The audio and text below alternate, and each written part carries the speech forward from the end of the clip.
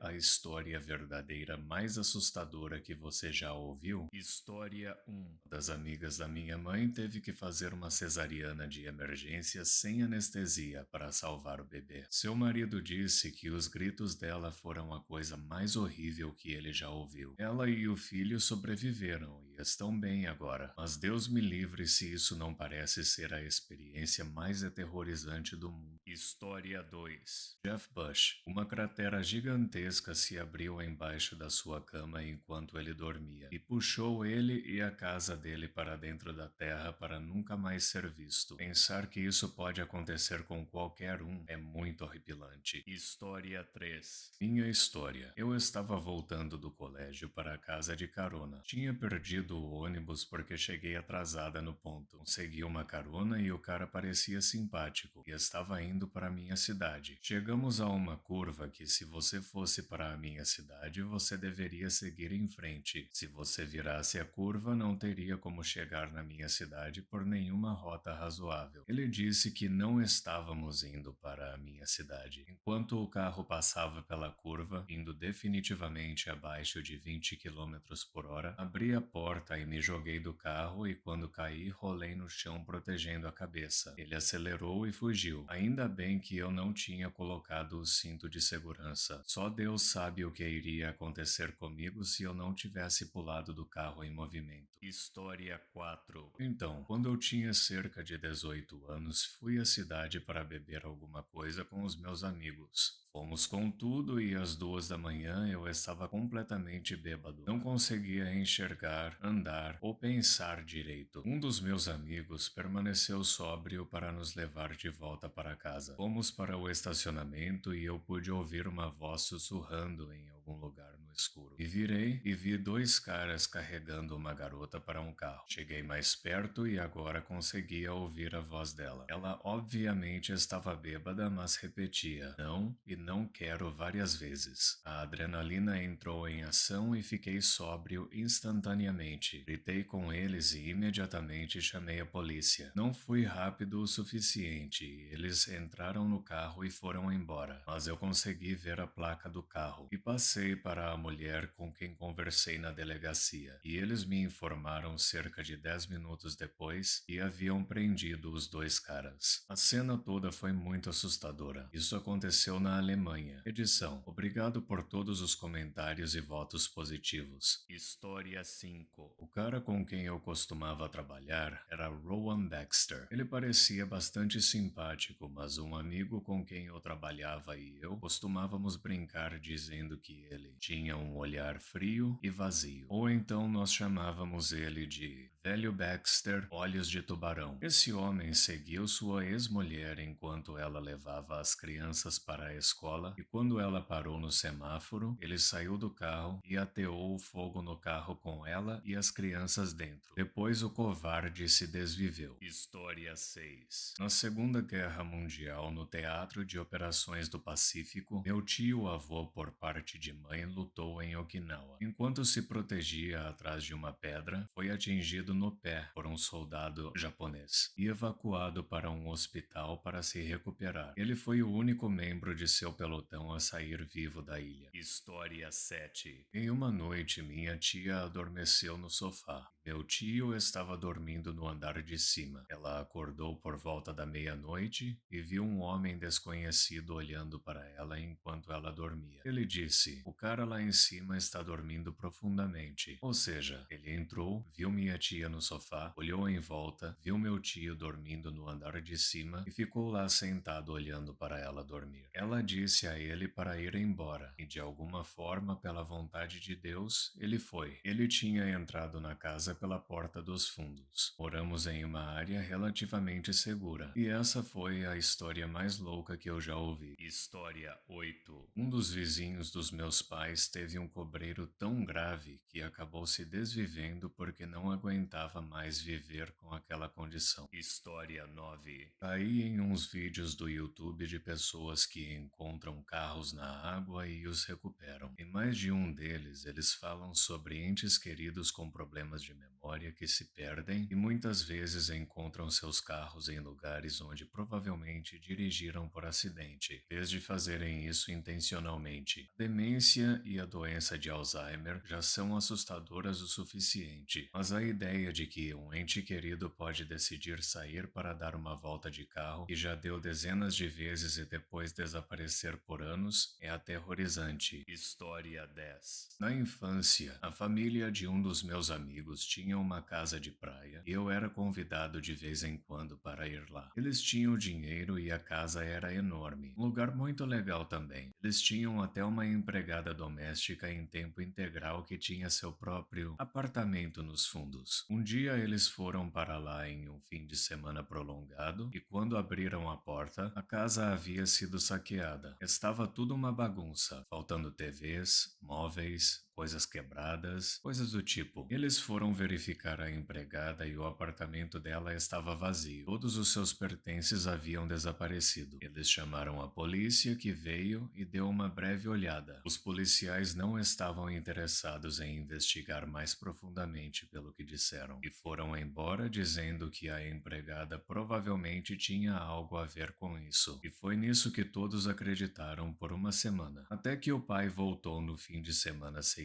para tentar trocar as fechaduras, etc. E trouxe os cães com ele. Até que um dos cães começou a cavar e encontrou a empregada enterrada no quintal, debaixo de uma lona que ficava perto da piscina. Portanto, a teoria agora é que quem quer que tenha entrado provavelmente conhecia ela. Como ela reconheceu os bandidos, eles deram um jeito nela. História 11. Trabalho no turno da meia-noite em postos de gasolina já faz algum tempo. Já trabalhei em vários postos em diferentes áreas com níveis variados de atividade criminosa. Tenho clientes regulares, é claro. Sou uma mulher de baixa estatura, assim como minha outra colega de trabalho que trabalha na outra metade da semana enquanto estou de folga. Portanto, esses frequentadores costumam se preocupar conosco e ficam atentos a ocorrências perigosas e sempre nos ajudam quando podem. Tinha um homem que trabalhava no metrô a 1 hora de distância e que passava por lá todas as manhãs para comprar cigarros. Ele nunca sorria ou parecia amigável e, como sempre faço, tentei pensar no que eu poderia fazer para que ele sorrisse algum dia. Demorou muitos meses, mas finalmente consegui fazer isso, quando deixei seus cigarros prontos no balcão e já escaneados para que ele pagasse quando entrasse. Ele sorriu e me perguntou: "Você costuma ter medo do turno da noite? Você é baixinha, não é seguro." Eu disse que às vezes sim, mas que podíamos trancar as portas e nos esconder se fosse necessário, e que a polícia da província, pense em policiais estaduais se você for americano, tinha uma delegacia próxima e vinha com frequência para lavar suas viaturas. Eu tinha um bom relacionamento com aqueles policiais. Ele balançou a cabeça e me contou uma história sobre quando se mudou do leste europeu para o nosso país com a esposa e o filho, final dos anos 80 e início dos anos 90. Certa noite, ele adormeceu no posto de gasolina em que trabalhava no meio da noite. Quando acordou, o telefone estava tocando há horas e seu gerente o sacudia violentamente perguntando se ele estava bem. Ele estava bem e disse qual era o problema e se desculpou por ter dormido. O gerente gritou que não havia problema em ele ter dormido e que era para ele olhar para fora. Todo o óleo de motor estava faltando e a parte externa do local estava uma bagunça. Os ladrões tinham vindo e roubado todo o óleo e o deixaram em paz porque ele dormiu durante todo o tempo e depois foram para o próximo posto de gasolina para fazer o mesmo. Mas naquele posto o funcionário estava acordado e reagiu. Então os ladrões o furaram com um objeto pontiagudo e ele acabou não resistindo. Quando ele terminou de me contar isso, ele concluiu com: "Se você sentir sono, tranque a porta e durma mesmo. Isso pode salvar a sua vida. Não trabalho mais naquela estação, mas penso naquele cara o tempo todo e me pergunto como estão os netos dele." Tem um artigo de jornal que fala sobre como os responsáveis pelo outro funcionário desviver foram finalmente encontrados, 25 anos depois do acontecido.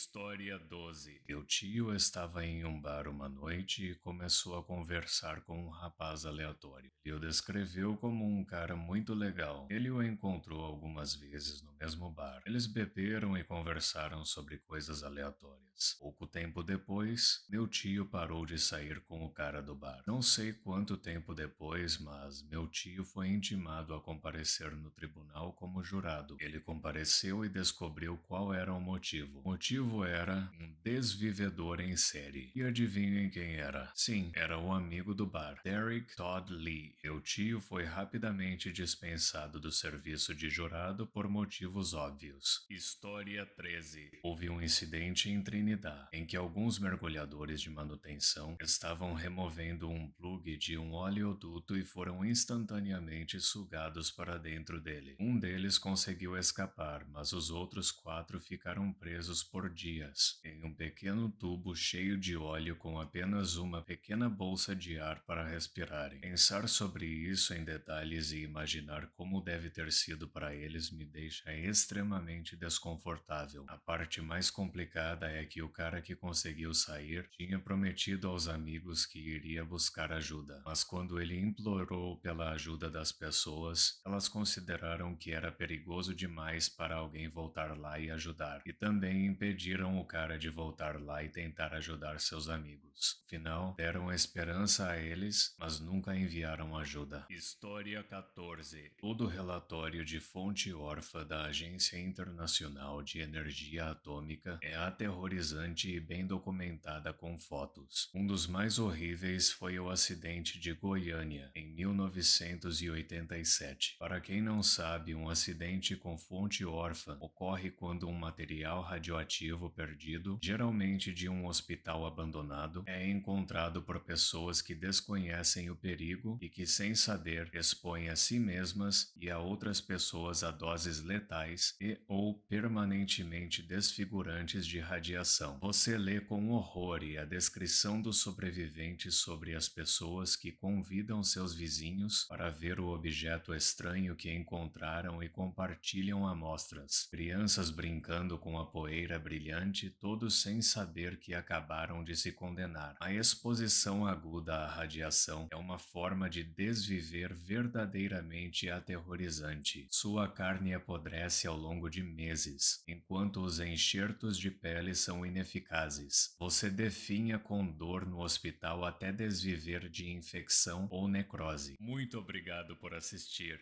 Não se esqueça de deixar o like, se inscrever e ativar o sininho para receber as notificações dos meus últimos vídeos.